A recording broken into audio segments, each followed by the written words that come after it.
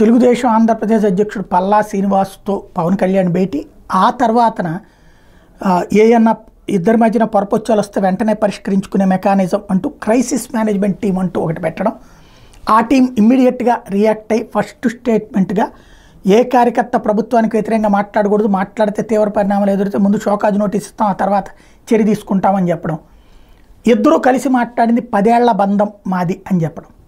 ఇది ఆషామాషి వ్యవహారం కాదు. 10 సంవత్సరాల పాటు అంటే జగన్ అంతం పవన్ పంతం. 2014లో ఓడగొట్టడంలో ఆయనదే పాత్ర, 2019లో ఓడగొట్టాలనుకున్న వర్కౌట్ కాల, 24లో దించడంలో అధికారం దించడంలో తనదే పాత్ర. 2009లో రాజశేఖర రెడ్డి కూడా అధికారంలోకి రానియకుండా ప్రయత్నించారు చిరంజీవిను పవన్ కళ్యాణ్, వర్కౌట్ కాలేదు అంతే.